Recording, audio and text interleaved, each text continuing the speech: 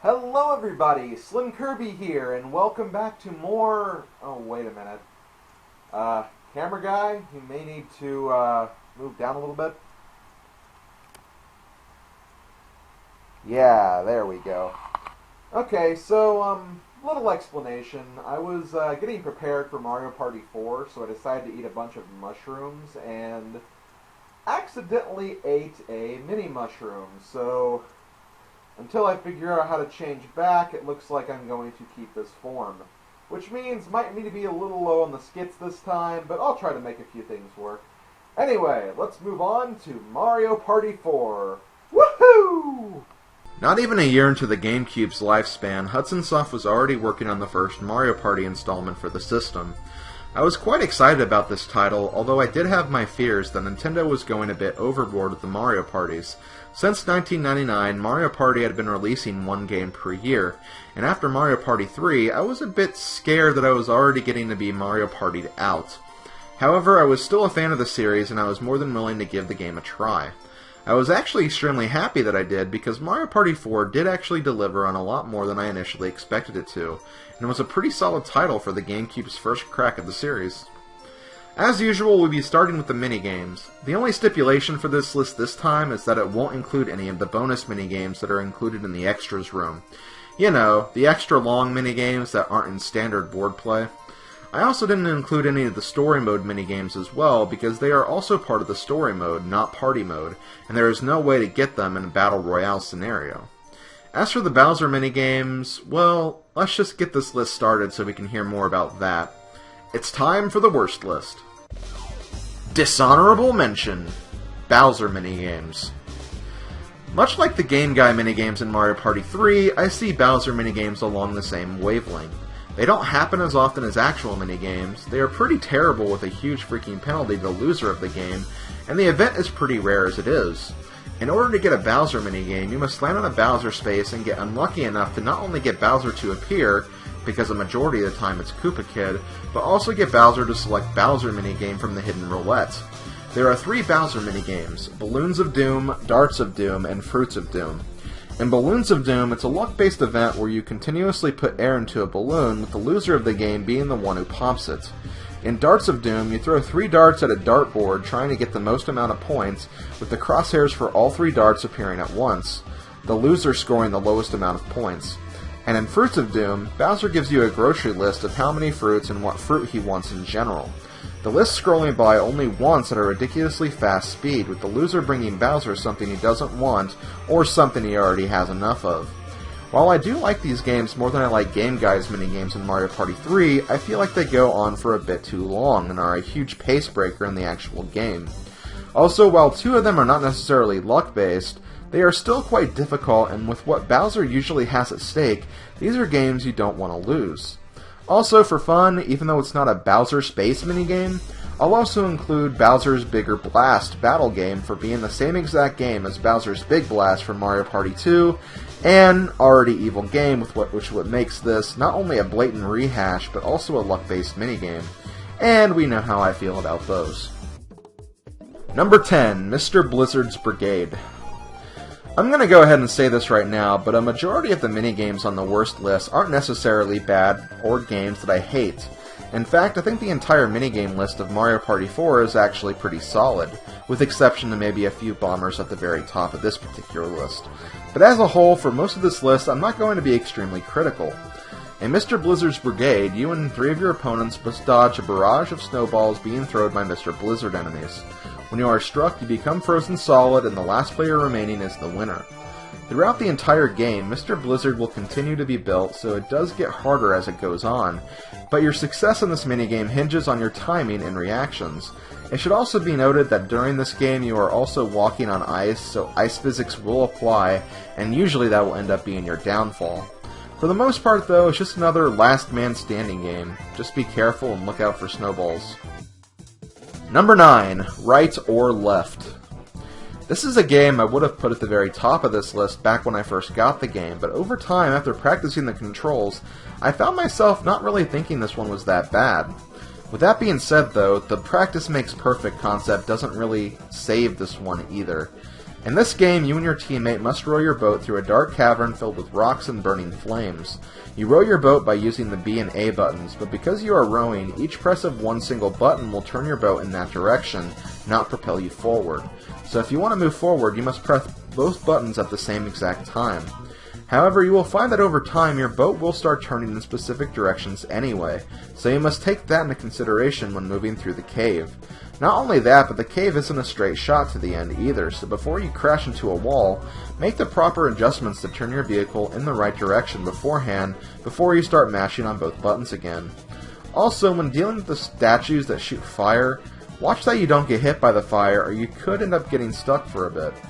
I find that this is a game that's much easier controlling with computer players than human players, which gives it a much different experience overall. You really have to come together to work in perfect harmony, but in a game like this, it's kind of difficult when shouting, "Left! Right! Straight!" the whole time. Number 8. Chain Chomp Fever. After dealing with Sneak and Snore in Mario Party 2 and Merry-Go Chomp in Mario Party 3, it's looking like Chain Chomps get the short end of the stick when it comes to minigames. Or rather, it's the players getting the short stick because they're the ones playing the game. Anyway, for this game, Chain Chomp has gotten loose and it's trampling over the rock platform in the middle of a lake of lava. Every few seconds, the Chain Chomp will charge forward at one of the players. Your goal is to be the last player surviving in this course, because if you get hit by Chain Chomp or get burned, you are out. You do have some leeway with the Chain Chomp, as his animation takes a second or two before he charges forward, but I wouldn't say the Chain Chomp is the major threat here. After each charge, the Chain Chomp will also take off a piece of the wall surrounding the platform, and despite what you might think, it's actually fairly easy to fall off without realizing it. There are no invisible walls in this game. You also need to take into consideration that whenever a wall is missing and a Chain Chomp heads in that direction, he gets a slightly faster speed-up animation, so be prepared to move. What makes this game on the worst list, though, are the fire spouts that are planted across the arena. These fire spouts will knock you out if you touch them when they're lit. They won't stun you, they won't knock you back, they are just the same as hitting Chain Chomp, which makes this game almost a bit too difficult because there is so much to take into consideration here. Almost to the point where you can get pushed into a situation where you are trapped behind two fire spouts and an incoming Chain Chomp. Otherwise, I like this minigame, but the fire spouts are way too much. Number 7. Avalanche!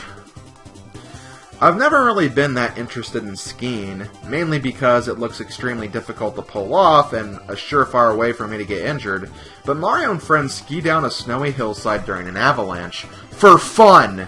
For freaking fun! In this game, you must be the first player to ski down the mountain slope, watching out for boulders and using ramps to get speed. Although very simple in concept, what ruins this game is control, or to be more specific, turning control. Every now and then you'll need to turn to avoid an obstacle, hit a ramp, or in some cases get ahead of the next player. However, you need to be very careful in doing so, because if you don't pull off your turn correctly, you will send yourself right into a wall or another obstacle entirely. And if you do that, chances are that the avalanche is going to catch up with you and, in the words of the South Park Aspen episode, you're gonna have a bad time. I think another thing that kind of makes this minigame difficult is the camera. It just doesn't seem like it's focused in the most optimal places, and in most cases, I find it doesn't give you enough warning indication for an upcoming rock or ramp. Overall, I just feel like this could have been done a lot better. Number 6. Order Up. Order Up is definitely not a luck-based game, but it does start to feel like one the longer it goes on. In this game, you and your partner team up to fulfill a customer order at a restaurant. You are circled around a table of plates with domes on them, having a quick view of what's under the domes beforehand, and when you have control of your character, you must find the 2 items that are being asked for during that round. If you find them, you get a point, and the game continues until one team gets 3 points first. Sometimes you might get lucky enough and happen to memorize the 2 items that are being asked for, and while that may be a good thing, overall, it just feels like a very bland game in general, and usually turns into a random spamming of picking items until someone gets it first. Hey Ike. Hey Ike. What did the teacher say to the student that was getting ready to take a test? Prepare yourself! And when the student said, my dog ate my study guide, guess what the teacher said next? You'll get no sympathy from me.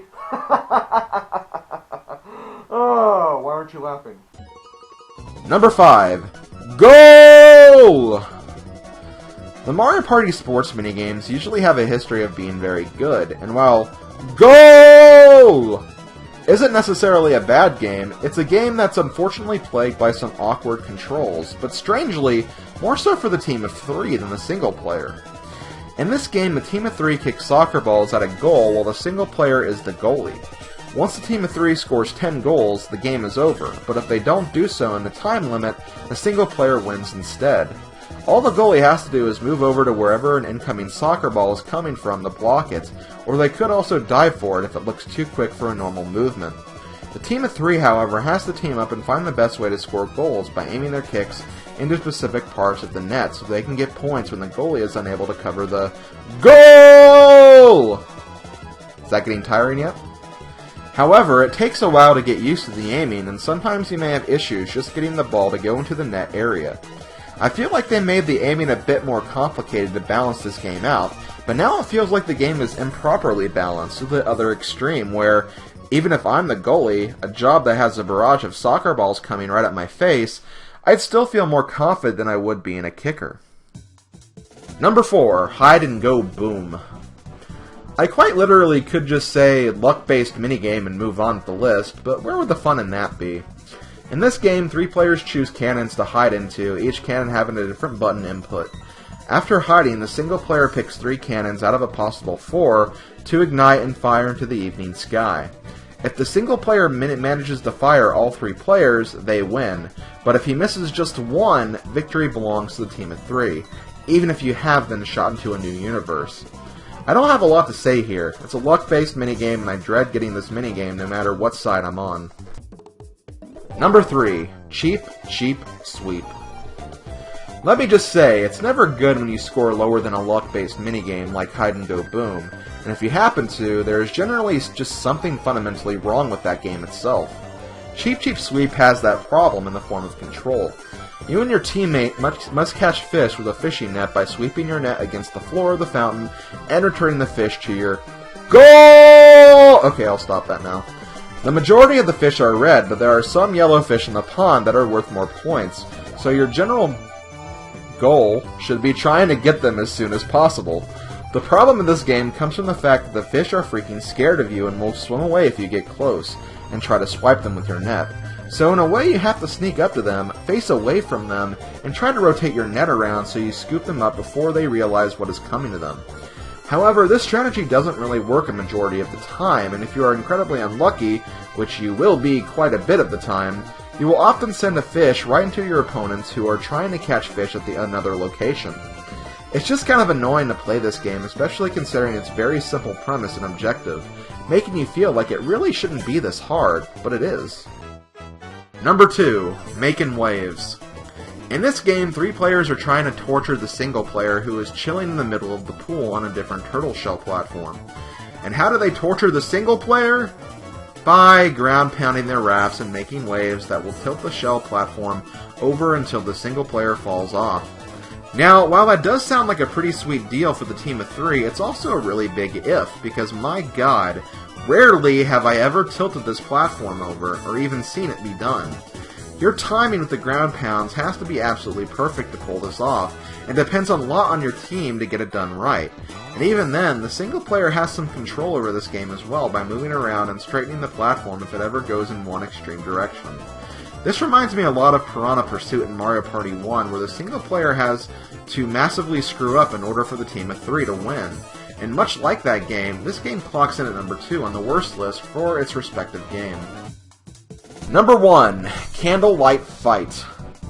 Guys, remember Lights Out, perhaps one of the best 1 vs 3 minigames of all time? Here's an example of taking a premise like that game and completely screwing it up.